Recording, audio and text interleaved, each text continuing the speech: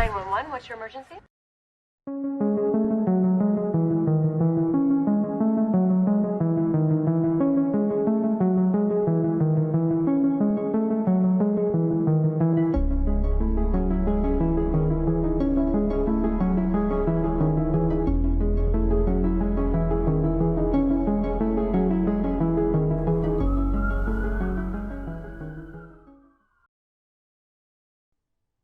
Hola amigos, espero que estén todos súper bien. Yo soy Mika y les doy la bienvenida a este nuevo episodio de Un Rato de Misterio.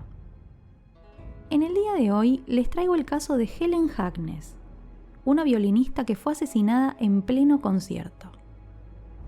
Antes de empezar, los invito a seguir el podcast desde la plataforma en que me estén escuchando, ya que eso ayuda un montón a que estos episodios sigan circulando y esta comunidad crezca cada día más. Ahora sí, una vez más, y como siempre, los invito si quieren a buscar un té, un café, lo que les guste tomar, y empezamos con el caso.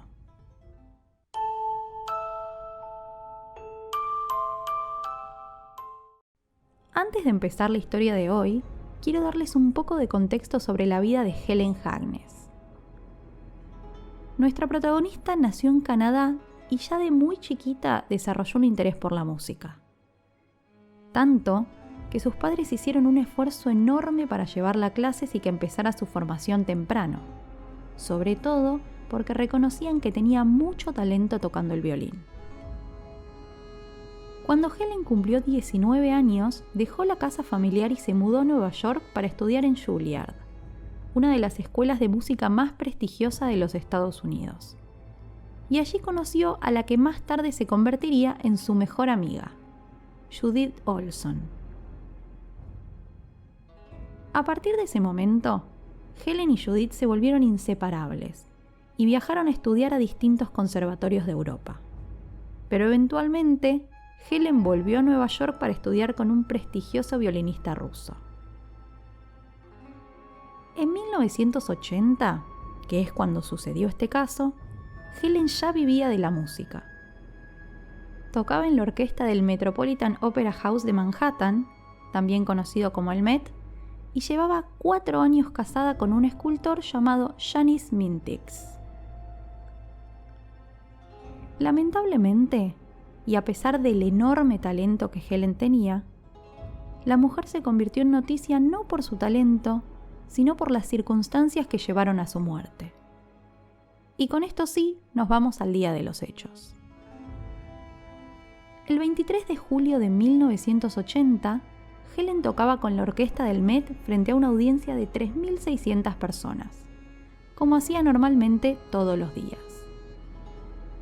El espectáculo empezó sin contratiempos, saliendo tal cual lo esperado, y a eso de las 21:30 se frena para dar pie al intervalo. La mujer aprovecha ese corto ratito para levantarse, estirar un poco las piernas e ir al baño antes de que siga la función. Pero pasó ese rato y Helen no volvió al escenario. Sus compañeros de orquesta estaban sorprendidos. No era algo propio de ella ausentarse en el medio de una función, pero de todas formas debieron seguir adelante con el espectáculo. Algunos pensaron que quizás Helen se habría sentido mal por el calor y que volvería al escenario un poco más tarde. Pero esto nunca sucedió.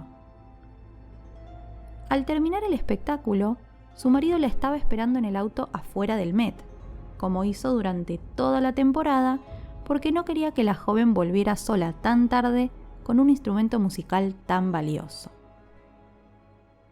Janis la esperó media hora más de lo habitual, y como Helen no salía, decidió volver al apartamento que compartían, convencido de que, por algún motivo, ella habría decidido volver sola sin avisarle.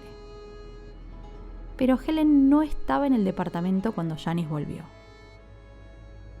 Al ratito le tocan la puerta. Era un compañero de su esposa que venía a traerle su violín, que había quedado abandonado en el escenario.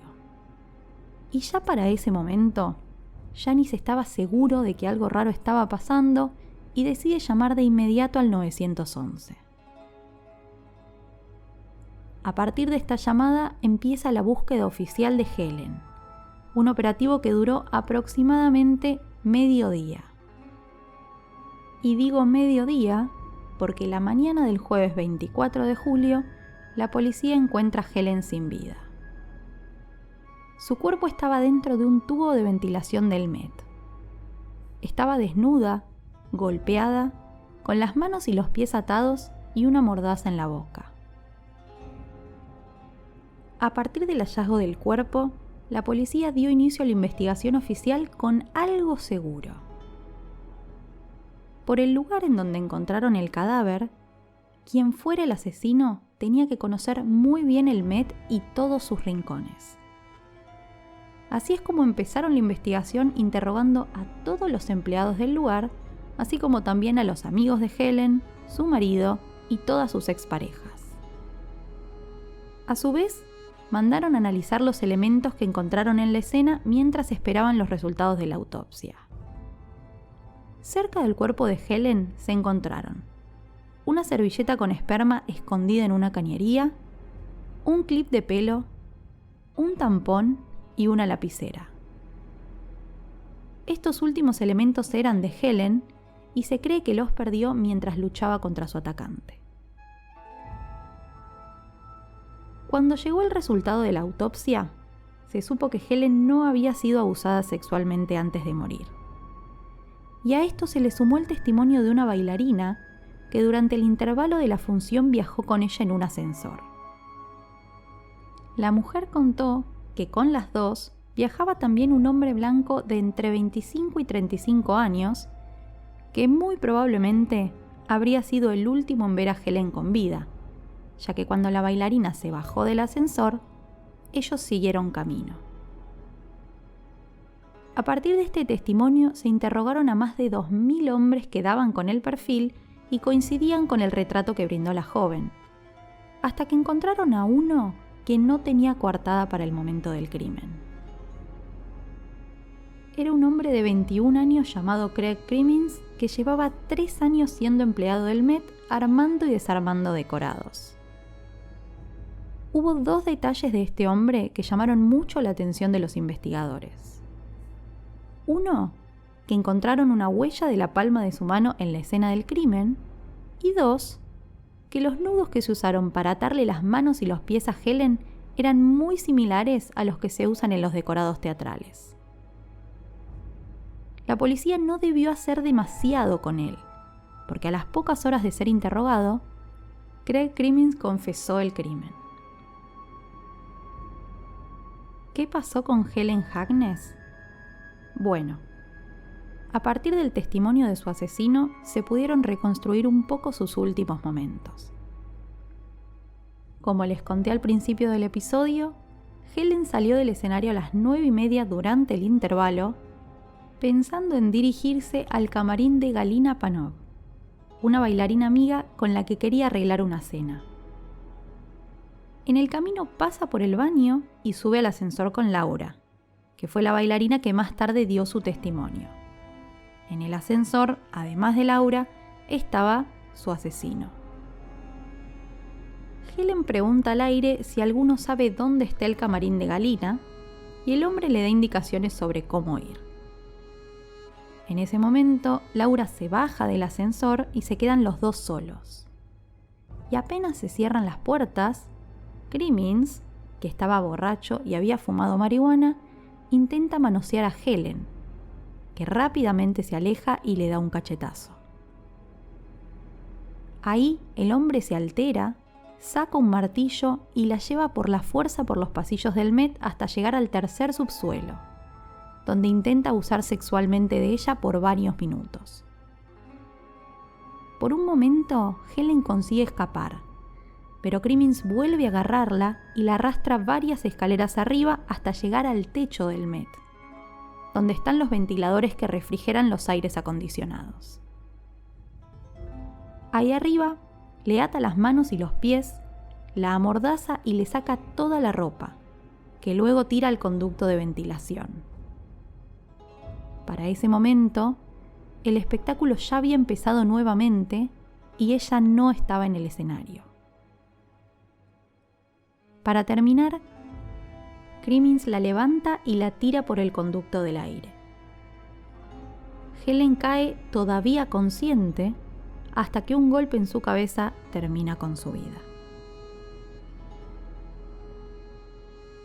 El juicio por el asesinato de Helen empezó en abril de 1981 y desde el comienzo el abogado de Craig Crimmins intentó justificarlo diciendo que su cliente tenía un bajo coeficiente intelectual, problemas de aprendizaje y que había confesado solo porque la policía lo obligó. Sin embargo, su confesión estaba llena de detalles que solo el asesino de Helen podría conocer, lo que desterraba por completo la teoría del abogado. Así, en junio de ese mismo año, Crimmins fue sentenciado y enviado a la cárcel, donde continúa hasta el día de hoy. Cada 2 años pide libertad condicional, pero hasta el momento siempre se le ha negado, incluso a pesar de varias entrevistas que dio afirmando estar, y cito textual, sinceramente arrepentido, algo que su abogado aún respalda. En la actualidad, Crimmins tiene 61 años y sigue tras las rejas esperando noticias sobre su supuesta liberación. Sin embargo, esto es algo que, por lo visto, no va a pasar al menos por un largo tiempo más.